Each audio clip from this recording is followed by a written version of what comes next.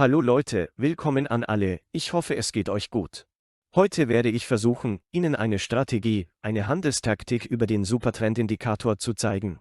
Es ist eigentlich eine Taktik, weil wir versuchen werden, vor dem Supertrendindikator in den Handel einzusteigen. Wie können wir also vor dem Signal des Supertrendindikators in den Handel einsteigen? Wie können wir aus dem Signal des Supertrendindikators früher aus dem Handel aussteigen? Natürlich ist es keine 100% funktionierende Strategie. Ich teile dies mit Ihnen, damit Sie eine Vorstellung davon bekommen.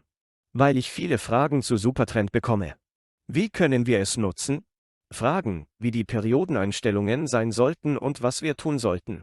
Lassen Sie mich zunächst sagen, dass bei Verwendung von Supertrend die Eingabeeinstellungen für dieses Diagramm je nach verwendetem Zeitraum unterschiedlich sein sollten. Da der Supertrend auf einem ATR basiert, funktioniert er nach dem ATR-Indikator. Wenn Sie den ATR-Indikator entsprechend dem Chart, mit dem Sie handeln, anpassen, können Sie gesündere Ergebnisse erzielen. Zunächst einmal, wie ich immer sage, nichts, was ich in diesem Schulungsvideo erzähle, hat den Charakter einer Anlageberatung. Öffnen Sie keine Trades, indem Sie sich diese ansehen, Sie können große Verluste erleiden. Freunde, ich danke Ihnen im Voraus, dass Sie mir zugehört haben. Wenn Sie die Erlaubnis haben, möchte ich zu unserem Schulungsvideo übergehen. Wie Sie sehen können, ist ein 15-Minuten-Chart geöffnet und die Kerzen sind normale Kerzen. Lassen Sie uns zuerst unseren Supertrend-Indikator aufrufen. Wenn wir hier Supertrend schreiben, verwenden wir als Indikator den Indikator unseres Lehrers Quants Özbilgic. Denn soweit ich das gerade sehen kann, ist der am besten funktionierende Supertrend-Indikator auf TradingView der Indikator von Quants. Es ist optional und wir können die Eingabeeinstellungen sehr einfach ändern. Sobald wir darauf klicken, wird es automatisch zu unserem Indikatordiagramm hinzugefügt. Was ist das für ein Supertrend, Jungs? Wie Sie seinem Namen entnehmen können, handelt es sich um einen Trendindikator, der, wenn er den Beginn eines Trends vorhersagt, erzeugt er für uns ein Kauf- und Verkaufssignal und arbeitet auf der Grundlage von ATR. Mit anderen Worten, ATR verwendet einen Stopp, ATR stoppt, wenn es unter eine bestimmte Einstellung fällt. Es gibt uns auch ein Kaufsignal, wenn es eine bestimmte ATR-Einstellung erhält. Jetzt muss der Supertrend-Indikator nicht mehr erklärt werden. Wie Sie sehen können, ist es ein wirklich guter Indikator, aber unser Hauptziel hier ist nicht, den Indikator gut funktionieren zu lassen, sondern vor den Kaufsignalen des Indikators in den Handel einzusteigen. Mit anderen Worten, wir wollen hier vor dem Kaufsignal in den Trade einsteigen und dort vor dem Verkaufssignal aus dem Trade aussteigen. Warum? Da es sich um einen Trendindikator handelt, wartet er bis zum Ende des Trends. Manchmal können die Positionen, die wir einnehmen, schädlich sein, weil sie bis zum Ende des Trends warten. Mit anderen Worten, der Gewinn, den wir zu diesem Zeitpunkt erhalten, kann später ein Verlust sein, Freunde.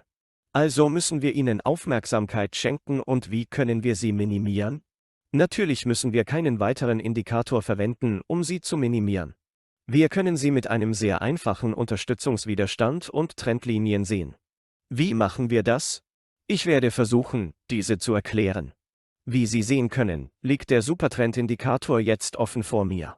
Und wir befinden uns auf einem 15-Minuten-Chart, und wenn ich den Chart ein wenig zurückziehe, lassen Sie ihn uns ein wenig verkleinern. Wir müssen einen Fibonacci ziehen, Leute. Wenn wir Fibonacci zeichnen, können wir Unterstützung und Widerstände finden. Lassen Sie uns das zuerst wissen. Wo sollen wir also schießen? Lassen Sie mich Ihnen einige Informationen zu diesem Thema geben. Je länger Sie den Fibonacci ziehen, desto wahrscheinlicher nähern Sie sich den richtigen Ergebnissen, aber wir können nicht sagen, dass diese Unterstützung richtig ist, dieser Widerstand ist richtig.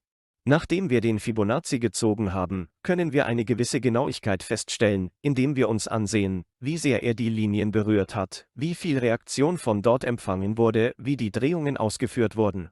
Aber wir können nicht sagen, dass diese Unterstützung zu 100% wahr ist. Wir können nicht sagen, dass dieser Widerstand zu 100% richtig ist. Das können wir nie sagen, Freunde. Denn so etwas gibt es nicht. Unterstützungs- und Widerstandspunkte sind ein rein relatives Konzept. Es hängt also davon ab, woher Sie den Unterstützungswiderstandspunkt ziehen. Jetzt gehe ich auf meinem Chart rückwärts, und wenn ich es rückwärts nehme, schalten wir sogar den Supertrendindikator aus.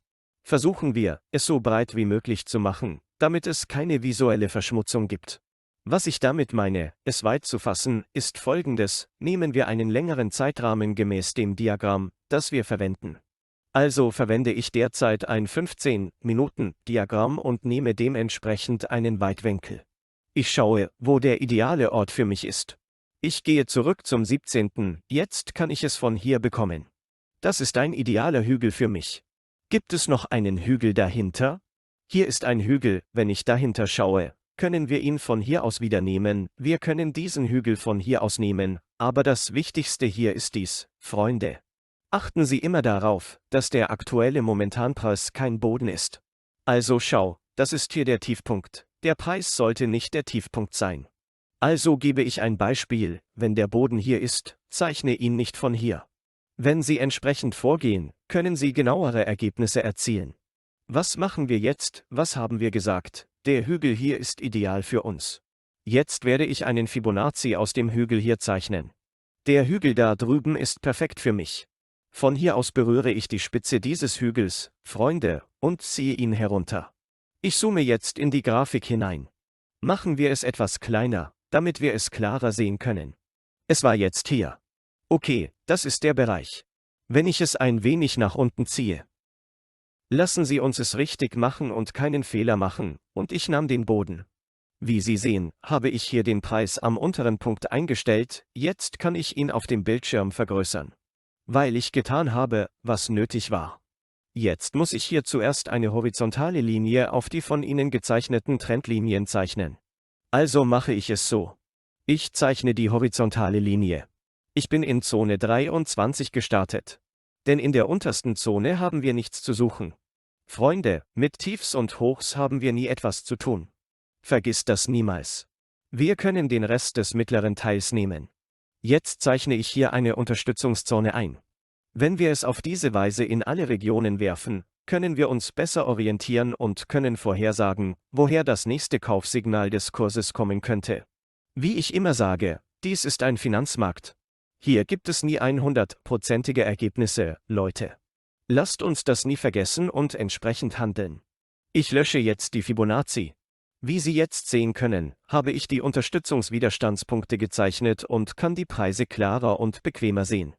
Wir haben keine horizontale Linie in die 0-Region gezogen, wir haben sie nur in die 23-Region gezeichnet.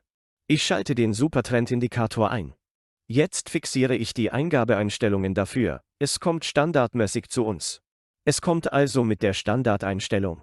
In der ATR-Periode stelle ich es normalerweise auf 10 im 15-Minuten-Chart ein, aber Sie können dies ändern.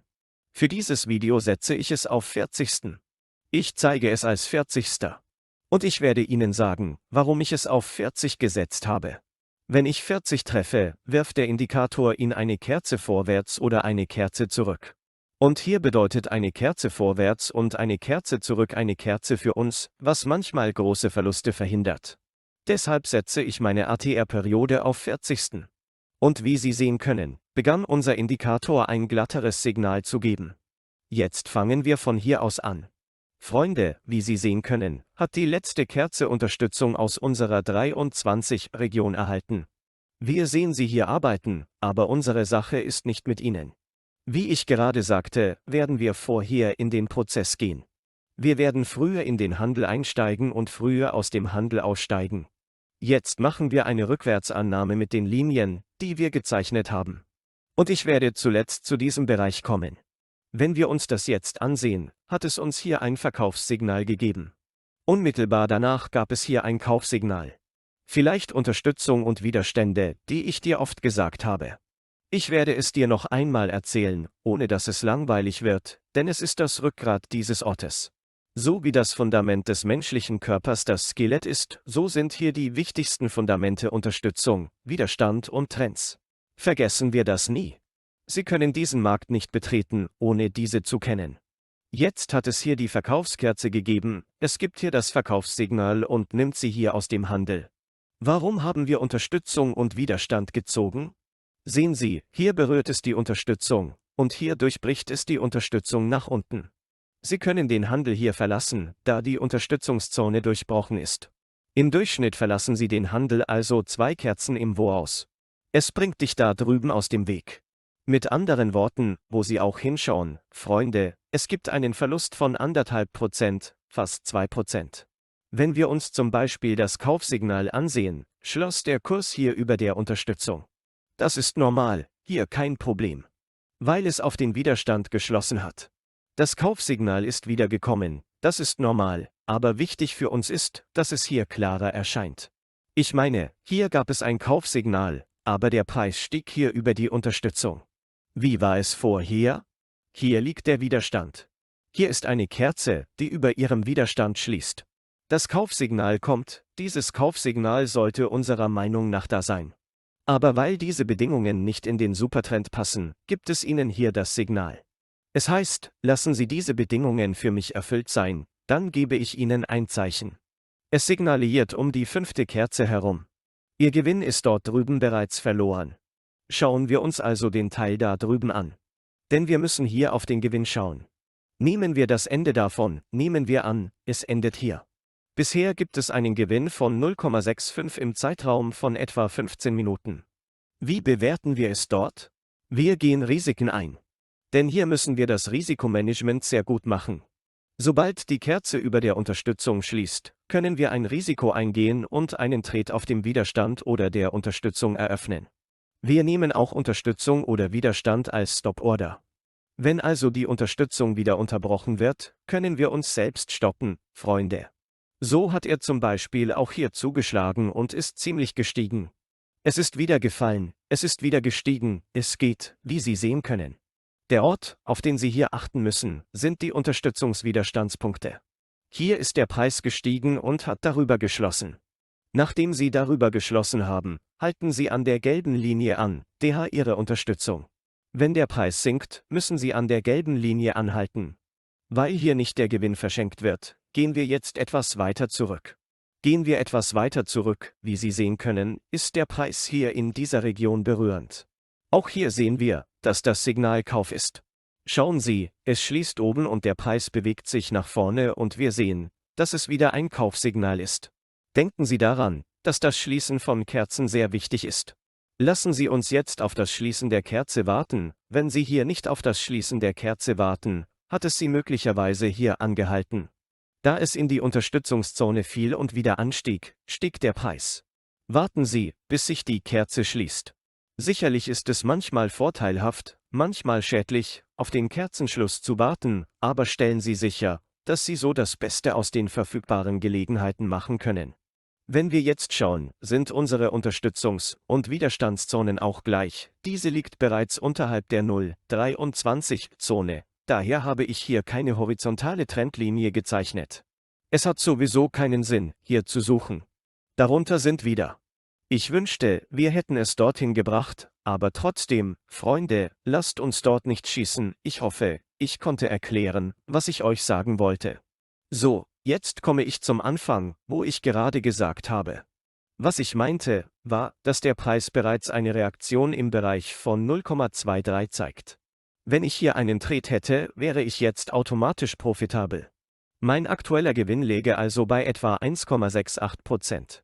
Ich meine, das ist es, Sie können dies in jeder Periode anwenden, aber Sie müssen die Eingabeeinstellungen dafür jedes Mal anpassen, wenn Sie es anwenden.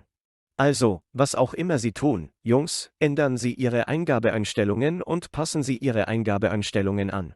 Gehen wir etwas weiter zurück. Die 0,23-Region ist bereits da, sie ist auch nicht sichtbar. Schauen wir dort drüben nach. Jetzt bekommt der Preis von hier eine Reaktion. Hier steigen wir in den Trade ein, der Kurs berührt hier nicht wieder, hier kommt ein Kaufsignal, es geht bis zum Widerstand. Schauen Sie sich die Reaktion des Widerstands an. Der Widerstand wurde gebrochen, die Unterseite wurde gebrochen, es gab bereits ein Verkaufssignal, das heißt, da der Widerstandsdurchbruch hier nicht stattgefunden hat, können wir vorhersehen, dass ein Verkaufssignal kommen wird, wenn wir darüber nachdenken. Wenn Sie also ein wenig logisch denken, können wir voraussehen, dass dies dorthin gehen kann. Wenn wir es genauso sehen. Hier zum Beispiel war der Markt flach, wir hätten hier nach und nach Verluste machen können, Freunde. Ich werde jetzt nicht lügen. Hier hätten wir einen nach dem anderen verlieren können, weil im horizontalen Markt kein Indikator richtig funktioniert. Was würde es sein? Was würden wir tun? Hier würden wir eine Strategie anwenden, bei der wir unter der Unterstützung oder über dem Widerstand schließen. Wir hätten auf sehr minimale Weise angehalten. Bei der nächsten Transaktion würden wir versuchen, diese Verluste zu beseitigen. Das sollte unsere Logik sein. Auch dies allein reicht Ihnen möglicherweise manchmal nicht aus. Wie Sie beispielsweise hier sehen können, gab es von hier aus ein Kaufsignal. Hier hat sich der Kurs gedreht, ein Kaufsignal ist gekommen, es wurde hier gegeben, allein reicht es vielleicht nicht. Darüber hinaus können Sie als Extra auch Pivot Points aufrufen.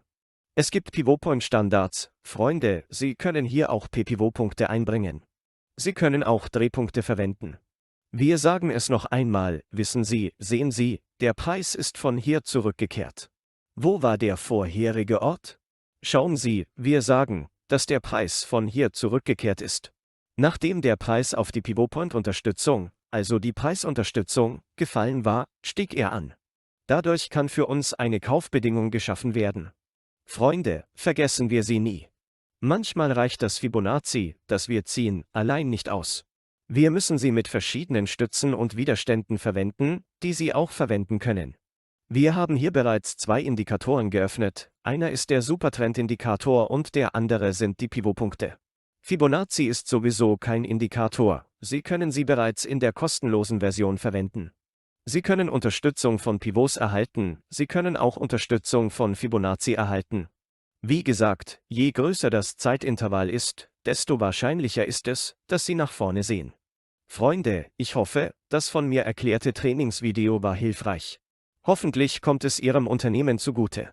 Wie gesagt, Freunde, nichts, was ich im Schulungsvideo erklärt habe, ist Anlageberatung. Ich wünsche Ihnen allen viel Glück. Wir sehen uns im nächsten Tutorial-Video. Tschüss.